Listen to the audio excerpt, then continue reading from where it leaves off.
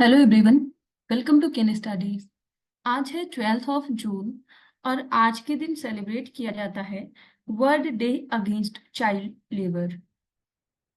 और ये जो डे है इसको लॉन्च किया है इंटरनेशनल लेबर ऑर्गेनाइजेशन ने to focus attention on the world wide extension of child labour efforts and the action required to eliminate it. So in 2015, world leaders adopted the SDGs in which they included a clause to end child labor.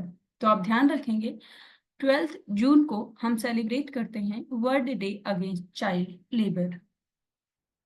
अब शुरू करते हैं आज के MCQ questions. आज का first question है, consider the following statements regarding International Organization of Migration. यहाँ पर अंतरराष्ट्रीय प्रवासन संगठन के संबंध में कुछ कथन दिए गए हैं जिन पर आपको विचार करना है। फर्स्ट स्टेटमेंट है, it was established in 1951 after the world war second led displacements. Second, it was granted permanent observer status to the United Nations General Assembly in 1998. And third, 175 countries are the member of IOM. और यहाँ पर आपसे incorrect statement पूछा जा रहा है। आपको बताना है कि इंटरनेशनल ऑर्गेनाइजेशन ऑफ माइग्रेशन से संबंधित यहाँ पर कौन से स्टेटमेंट्स इनकरेक्ट हैं।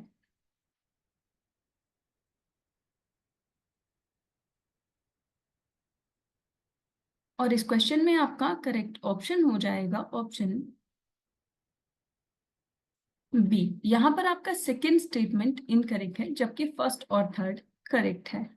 आप यहाँ देख सकते हैं। So IOM is the leading intergovernmental organization in the field of migration and works closely with the governmental, intergovernmental and non-governmental partners. So it was established in 1951 out of the cures and displacement of Western Europe following the Second World War. So IOM was granted permanent observer status to the United Nations General Assembly in 1992. And a cooperation agreement between the IOM and the United Nations was signed in 1996. So members की बात करें तो with 175 member states, a further 8 states holding observer status and offices in over 100 countries. तो आप ध्यान रखेंगे international organisation for migration में जो मेंबर कंट्रीज हैं वो हैं 175 और 8 इसमें ऑब्जर्वर स्टेटस की कंट्रीज हैं। So IOM is dedicated to promoting human and orderly migration for the benefit of all. आपने देखा कि इसकी जो स्थापना है वो 1951 में की गई है और इसका हेडक्वार्टर है जिनेवा, स्विट्जरलैंड में। बढ़ते हैं नेक्स्ट क्वेश्चन की ओर। Which one of the following countries is also known as warm heart of Africa? यहाँ पर आपसे पूछा जा रहा है निम्नलिखित में से किस देश को वार्म हार्ट ऑफ अफ्रीका के नाम से जाना जाता है। आपके ऑप्शंस हैं democratic Republic of Congo, Malawi, central African Republic या फिर south Africa.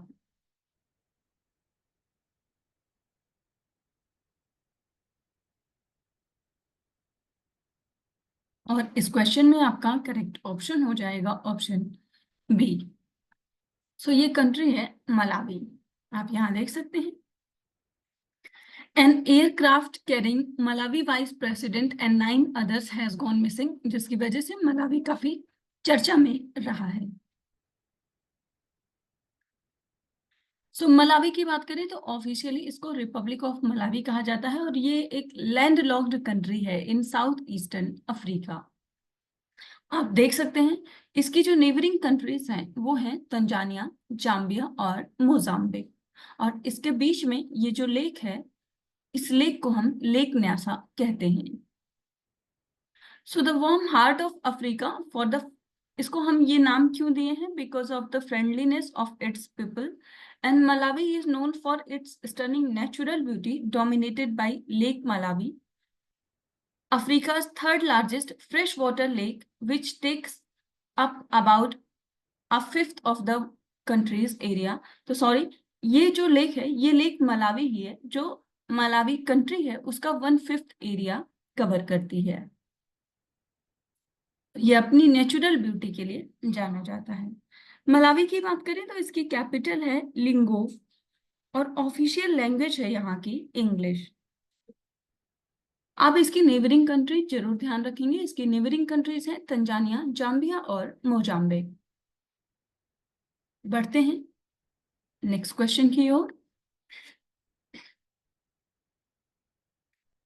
Recently, Justice A.K. Rajan committee was in the news. It is associated with which one of the following?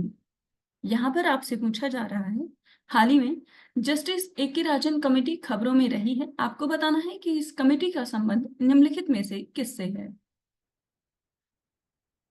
आपके ऑप्शंस हैं devolution of funds to states, second, study of impact of medical entrance exam, third, reforms in criminal laws या फिर uniform civil code laws.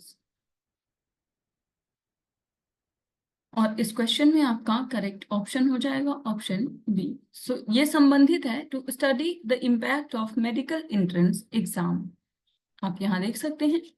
So amid uproar over the NEET UG results, Tamil Nadu CM said that his government was the first to foresee the hazards of NEET and undertook a large-scale campaign against it.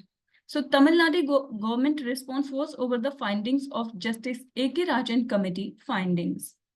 So Tamil Nadu जो सरकार है वो NEET जो exam है इसको कभी भी support नहीं करती है और इसी को रिव्यू करने के लिए A.K. राजन कमेटी का गठन किया गया था। So the committee was led by the Justice A.K. Rajan and it was formed to study the socio-economic impact of NEET. The Tamil Nadu committee had 8 members and it included several eminent people. तो आप ये ध्यान रखेंगे कि A.K. राजन जो committee है इसका संबंध है जो नीट एग्जाम है उसका रिव्यू करना। बढ़ते हैं नेक्स्ट क्वेश्चन की ओर। Consider the following statements regarding Prime Minister's Office, जिसे हम PMO कहते हैं। यहाँ पर आपसे प्रधानमंत्री कार्यालय से संबंधित कुछ कथन दिए गए हैं जिन पर आपको विचार करना है। फर्स्ट स्टेटमेंट है PMO was originally set up as the Prime Minister's Secretariat in 1947, which was changed to PMO in 1977. And second, it is a constitutional body created under the provisions of Article 77, Clause 3. And third, PMO is politically headed by the Prime Minister and administratively headed by the Principal Secretary. और यहाँ पर आपसे correct statement पूछा जा रहा है। आपको बताना है कि PMO से संबंधित यहाँ पर कौन से स्टेटमेंट्स करेक्ट हैं। इस क्वेश्चन में आपका करेक्ट ऑप्शन हो जाएगा ऑप्शन सी। सो यहाँ पर फर्स्ट और थर्ड स्टेटमेंट आपका करेक्ट है। आप यहाँ देख सकते हैं। So assuming charge of the PMO for the third time, Prime Minister Modi said that it is neither his wish nor his path that PMO should become a power center, and he has tried to develop it as a catalytic agent in the last 10 years. So इनके इस statement के बाद ये काफी चर्चा में रहा है।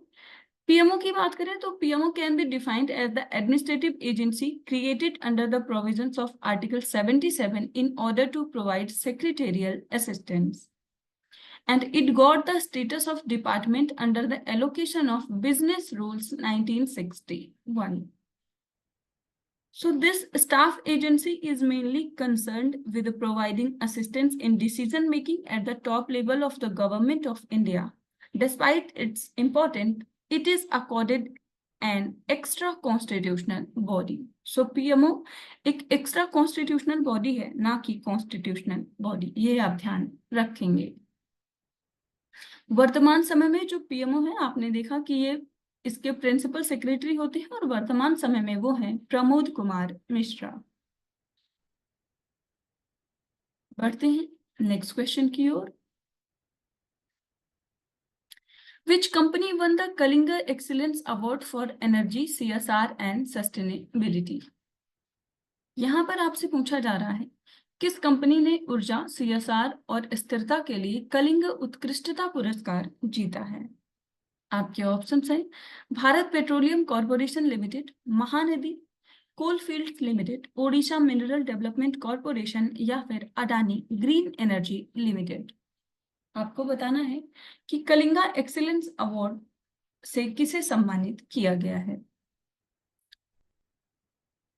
और इस क्वेश्चन में आपका करेक्ट ऑप्शन हो जाएगा ऑप्शन बी। सो ये दिया गया है महानदी कोलफील्ड्स लिमिटेड को।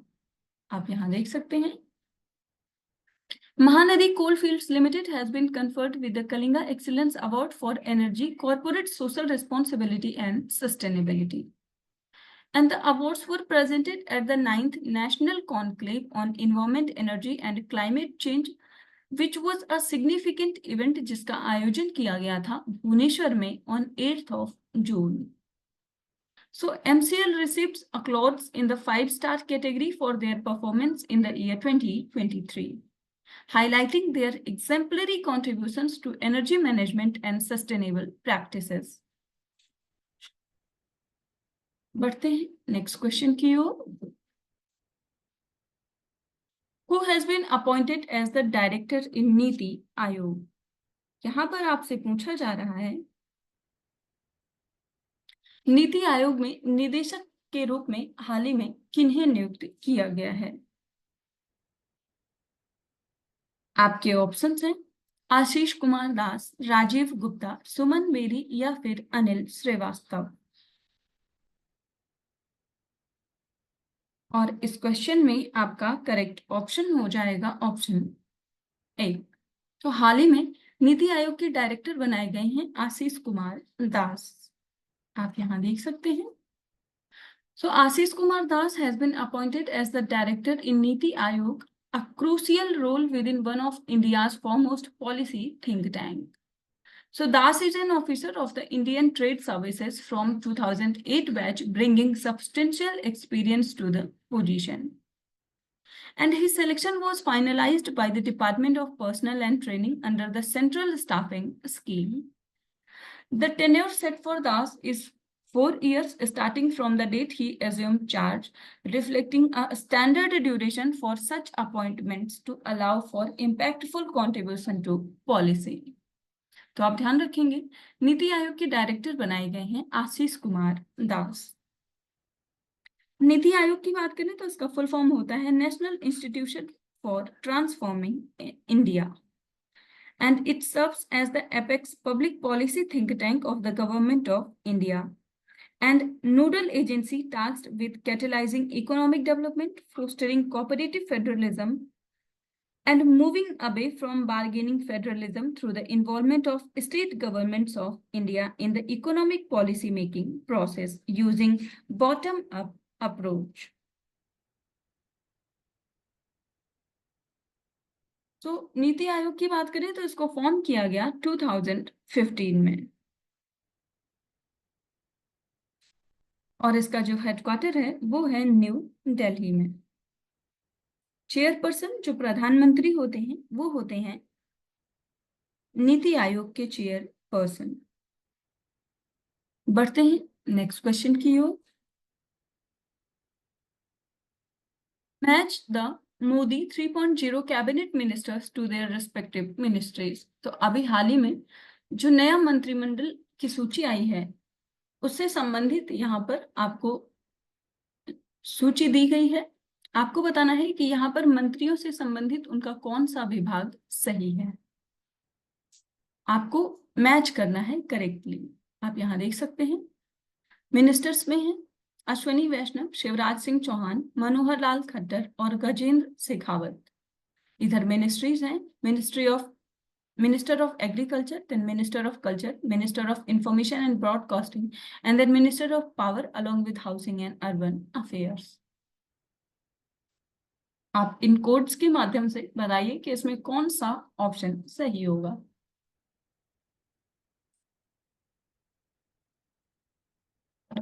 इस क्वेश्चन में आपका करेक्ट ऑप्शन हो जाएगा option D.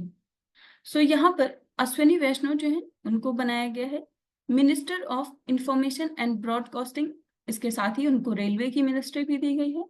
Then Shivraj Singh Chauhan की बात करें तो वो हैं minister of agriculture and farmers welfare. Manohar Lal Khattar, इनको बनाया गया है minister of power along with the housing and urban affair. और फिर हैं गजेंद्र शेखावत, इनको बनाया गया है minister of culture and tourism. आप यहाँ देख सकते हैं।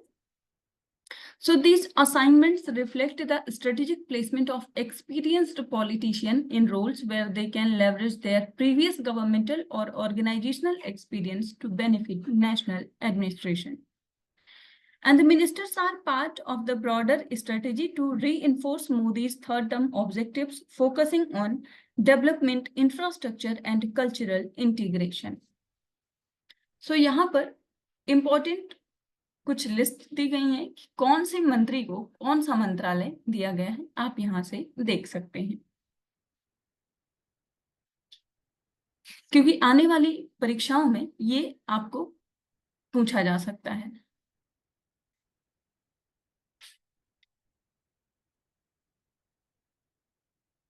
सो आज की करंट अफेयर सेशन में इतना ही। Thank you for watching. Do like, share and subscribe.